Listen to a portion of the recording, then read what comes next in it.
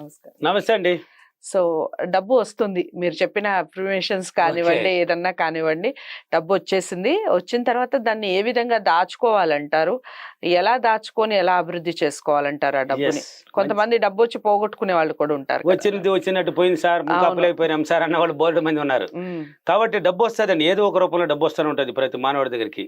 దాన్ని గౌరవించే విధానాన్ని ఆల్రెడీ చెప్పాను నేను. డబ్బును గౌరవించండి అన్నాను. డబ్బును గౌరవించినప్పుడే అది మీ దగ్గరికి ఉండడానికి ఇష్టపడుతుంది. గౌరవం లేని చోట అసలు ఎవరైనా నువ్వు కూడా ఎవరు ఉండరు. ఆల్రెడీ చెప్పేశాను. ఆ గౌరవించండి. వచ్చినప్పుడు డబ్బు వచ్చింది కదా, ఒక్కసారి ఒక పప్పి ఇవ్వండి. ఏం పొయ్యే కాలం ఏముంది? మహాలక్ష్మి మించింది ఏముండదండి, లక్ష్మీదేవి అండి అది. ఒక్కసారి పప్పి తీసుకో. ఇంత ఉన్నదానికి ఒకసారి థ్యాంక్స్ చెప్పు. వచ్చిన డబ్బుకి ఒకసారి ఇంత డబ్బు నాకు వచ్చినందుకు డబ్బులకి కృతజ్ఞతలని ఒకసారి చెప్పు. చెప్పేసి ఇప్పుడు ₹1,00,000 వచ్చింది, నీకు ఏదైనా ఖర్చులు ఉంటే ఖర్చు పెడతావు. కొంతమంది ఖర్చు ఉన్నా కూడా ఖర్చు పెట్టరండి. ఖర్చు ఏమి ఉంటుంది పెట్టాలని, ఏదో ఉంటది. ఏడ పెడతావు ₹1,00,000 అయితే బడ్డీ లాకర్లో పెట్టేస్తారు. పెట్టకూడదండి. అలా లాకర్లో పెట్టామంటే ఆమె ఇష్టపడదు, మహాతల్లి ఇష్టపడదు. నీకు ఖర్చు ఉంది కదా, ఆమెను ఎవడైతే వచ్చిన దాన్ని ఏదో ఒక రూపంలో ఖర్చు పెట్టాలి. మొత్తం కాదు. నేను ఆల్రెడీ దాన ధర్మాల విషయాల్లో కూడా చెప్పాను. కొంత మీకు వచ్చిన దాంట్లో కొంత దాన ధర్మాలు చేసి మిగతా మీకు ఉపయోగించుకోండి అని. ఇప్పుడు వచ్చిన డబ్బునే కొంత ఖర్చు పెట్టాలి. నీకు ఖర్చు అనేది ఉంటుంది. ప్రతి మానవుడు అన్నప్పుడు ఖర్చు ఉంటుంది. కోరిక కూడా పుడుతుందండి. డబ్బు ఉన్నప్పుడే కోరికలు కూడా వస్తాయి. పుడుతుందే లేదు. ఇప్పుడు మీ దగ్గర ₹1,00,000 ఉంటే కోరికలు రావా? వస్తాయి. లేక 10 లక్షలు ఉన్నా రావా? ₹1,00,000 ఉన్నా రాదా? ₹1,000 ఉన్నా రాదా? వస్తుంది. ₹1,000 ఉంది కదా, ఏం కొందాం, ఒక చీర కొందాం, ఒక 500 సింపుల్ గా కట్టుకునే దానికి నైట్ కొందామా ఆలోచన పుడుతుందండి. ఇది ఉంటేనే పుడుతుంది. ఇది లేకపోతే నిరాశలోకి వెళ్ళిపోతుంది. ఆ గౌరవం అన్న చోట ఆమె కూర్చుంటది. ఆ డబ్బు వచ్చినప్పుడు కొంత ఖర్చు పెట్టండి. మీకు ఏదో అవసరం ఉంటుంది. ఆ ఖర్చు పెట్టే విధానం కూడా తెలియాలి. హ్యాపీగా పెట్టాలి, చిరు నవ్వుతో పెట్టాలి. ఊరికే ₹1,000 ఖర్చు పెట్టాలి అనుకోకూడదు. నాకు వస్తుంది, నేను ఎంత పెడతానో అంత వస్తుంది. ఇప్పుడు ఆడవాళ్ళు ఆ మహాతల్లిని గురించి చెప్పాలంటే ఎంత చెప్పినా చాలదు. కానీ ఎందుకు చెప్తానంటే, ఇప్పుడు ఆడవాళ్ళు తప్పుగా అనుకోకూడదు, ఇది రైట్ విషయమే. పోతారు, ఇప్పుడు డబ్బు ఉంటుంది మీ దగ్గర, ఒక 2,000 ఉంటే చీర షాపింగ్ సాయంత్రం పోతున్నాం కదా ఫ్రెండ్స్ అది కలిసిపోతారు. పోయినప్పుడు అక్కడ చీర కొందామా అదేదో అనుకుంటారు. చీరలు బాగుండే చీరలు అయితే అన్నాను, ఇది ఒక్కొక్కటి 3,000 4,000 అంటారు. అవునా, 500కి ఇవ్వా? ఎంతకి ఇవ్వా? రేటు మాత్రం 5,000 అంటారు. అక్కడ అతను 500కి ఇవ్వా లేక ₹1,000 ఇవ్వా అంటారు. బేరం అంటే ఖర్చు పెట్టేదానికి అక్కడ నీకు పిసనారితనం. ఆమె ఇష్టపడదు మహాతల్లి. ఈ వీడియో ఈమె సరిలేదే, ఖర్చు పెట్టి అక్కడ చెప్పాడు కదా ఫిక్స్డ్ రేట్ అని. కొన్ని చోట్ల ఉంటాయి, ఫిక్స్ అయిపోయింది, ఇంకా మాట్లాడేది లేదు. కొన్ని చోట్ల కొంచెం ఎక్కించి దించే వాళ్ళు ఉంటారు. అక్కడ నువ్వు ఎలాగైనా చెప్పు, పర్లేదు. 3,000 అన్న కూడా చేరి ఒక రేంజ్లో కూడా చూసి, అమ్మా హ్యాపీకి పోయి హ్యాపీకి వచ్చాను, ఒక పప్పి తీసుకుని పంపించు. నువ్వు హ్యాపీకి ఎప్పుడు పంపించిన నేను చెప్పాను ఆల్రెడీ.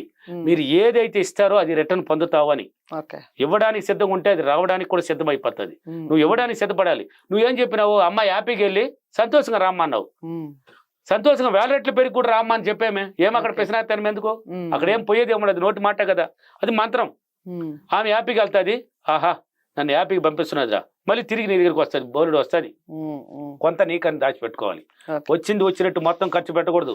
ఒక అతను నాకు కాల్ చేశాడు, నా వీడియోలు చూసి చేసుకుంటే 30 లక్షల ఆదాయం వచ్చిందంట ఒక పనిలో.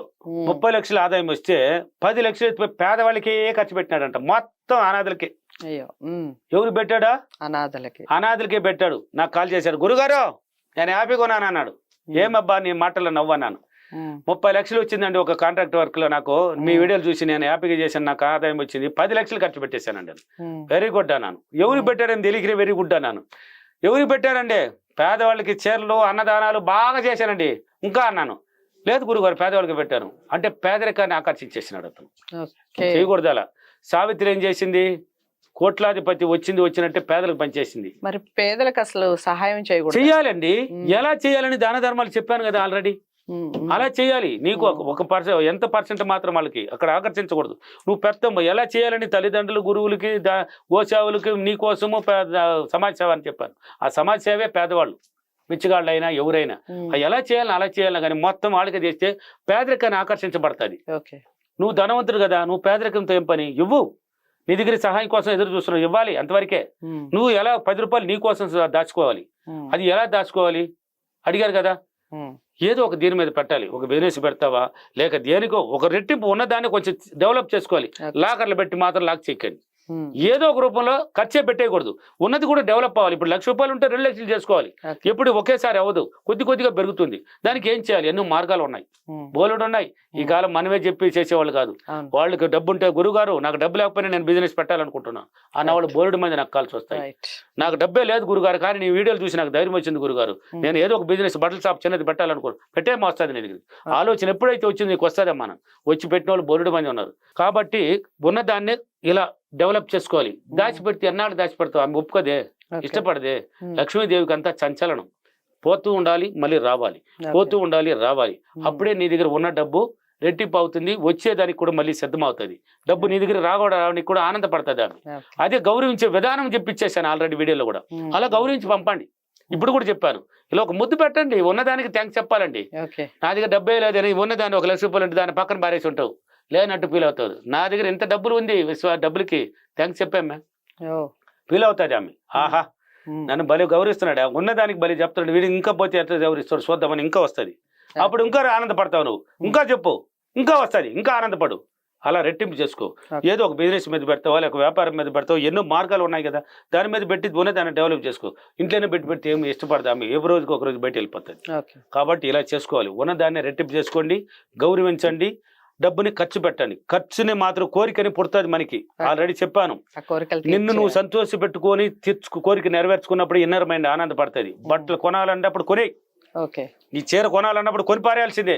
పోతా ఉంటాడు, ఈ ప్యాంట్ కొనాలనుకున్నప్పుడు కొనాల్సిందే, నచ్చింది ఆ కొను. ఎలా వస్తుంది? ఉన్నది అబ్బా 10,000 ఉందా, 1,000 రూపాయలు 2,000 ఖర్చు పెడితే నాకు ఎలా అబ్బా, రేపటికి కావాలని అన్నట్టే. రేపటికి కావాలని అని నువ్వే ఎత్తి పెట్టుకుంటే రేపు నీకు రాదు, డబ్బు రాదు.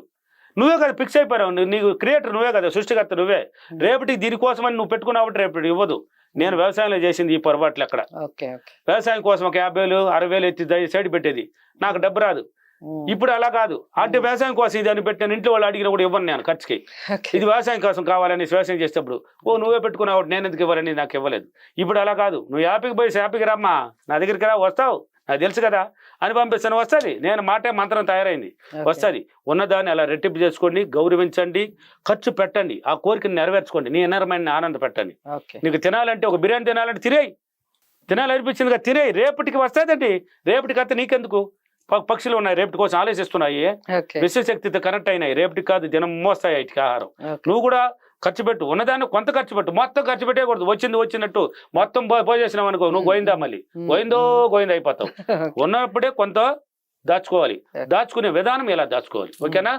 ఓకే, ఈ రోజు అప్రిమేషన్, నేను ప్రతిరోజు డబ్బును చాలా సంతోషంగా ఆనందంగా గౌరవించి నా డబ్బుల్ని రెట్టింపు చేసుకుని నేను సంతోషంగా ఆనందంగా మంచి లగ్జరీ లైఫ్ని అనుభవించినందుకు డబ్బులకి విశ్వానికి చాలా చాలా కృతజ్ఞతలు. Thank you universe, thank you money. Okay,